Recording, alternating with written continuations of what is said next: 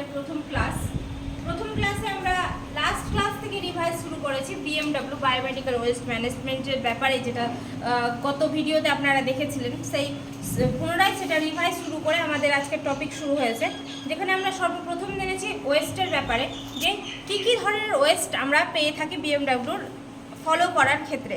First হচ্ছে hospital West means, এটা এর আগের দিনও বলা হয়েছিল, আবারও বলা হয়েছে যে সেটা হচ্ছে biological and non biological West, দুটো মিলিয়ে আমরা যেটা জানি সেটা হচ্ছে হসপিটাল ওয়েস্ট। অ্যান্ড সেকেন্ড হচ্ছে মেডিকেল ওয়েস্ট বলতে কি, মেডিকেল ওয়েস্ট হচ্ছে সেই সমস্ত ওয়েস্ট যে সমস্ত ওয়েস্টগুলো আমরা ছোট ক্লিনিক অথবা কোনো মেডিকেল সেন্টার থেকে পাই, সেটা হচ্ছে মেডিকেল ওয়েস্ট। তারপর হচ্ছে ইনফেকশিয়াস ওয়েস্ট মানে কি, ইনফেকশিয়াস হচ্ছে সেই ধরনের ওয়েস্ট যেগুলো নিজে ইনফেকশন ছড়ায়, সেই ধরনের ওয়েস্টকে ইনফেকশিয়াস ওয়েস্ট বলে।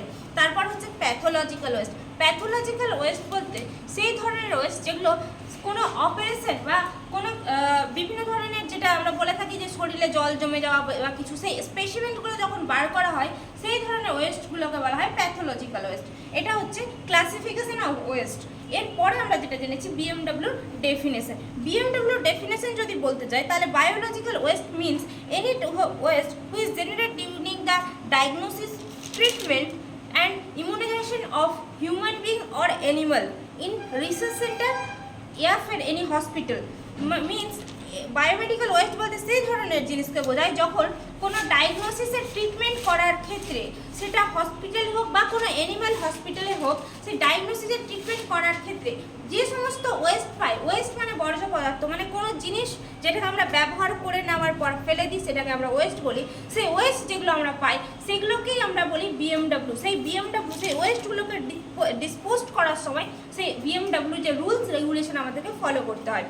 তারপরে আমরা যেটা আজকে জানলাম সেটা হচ্ছে সোর্স অফ হেলথ, যেটা মেডিকেল ওয়েস্ট, তার যে সোর্স মিনস উৎস কোথা থেকে, সেই উৎসগুলো কী কী, যেমন বলি গভর্নমেন্ট আর প্রাইভেট হসপিটাল, যে কোনো হসপিটাল থেকে বা মেডিকেল সেন্টার থেকে আমরা ওয়েস্ট পেয়ে থাকি। তারপর হচ্ছে নার্সিং হোমস, বিভিন্ন যেহেতু এটা মেডিকেলের ব্যাপার তাহলে নার্সিং হোম তো আসবেই। তারপর হচ্ছে বিভিন্ন ধরনের ক্লিনিক, সেটা হতে পারে ফিজিশিয়ানস ক্লিনিক বা হতে পারে ডেন্টিস্ট ক্লিনিক। তারপর হচ্ছে ডিসপেন্সারিজ, যেটাকে আমরা নর্মালি ফার্মেসি বলে জানি, ডিসপেন্সারিজ। তারপর হচ্ছে PHC, primary health care centre, সেখান থেকে আমরা পাই। তারপর হচ্ছে medical research and training centre, বিভিন্ন ধরনের মেডিকেল রিসার্চ অ্যান্ড ট্রেনিং সেন্টারে যেখানে স্টুডেন্টদেরকে ডেমনস্ট্রেশন করার জন্য যে সমস্ত জিনিস হয়, সেটাই হচ্ছে এখান থেকে যে ওয়েস্টগুলো পাই সেগুলো বিএমডব্লিউ ফলো করে আমরা ডিসপোজ করে থাকি।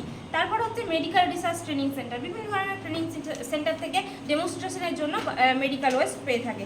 তারপর অ্যানিমালস হসপিটাল, যেখান থেকে আমরা বিএমডব্লিউ ফলো করার জন্য ওয়েস্ট পেয়ে থাকি। তারপর বিভিন্ন ধরনের সমস্ত ব্লাড ব্যাঙ্কগুলো, তারপর ল্যাব, তারপর হচ্ছে vaccination centre and any biotechnic institute. আজকের ক্লাসে আমরা এতটুকুই জেনেছি। আগামীকাল আমরা আবার আমাদের সেম টপিকের যে রিমেনিং ক্লাস সেটা হবে।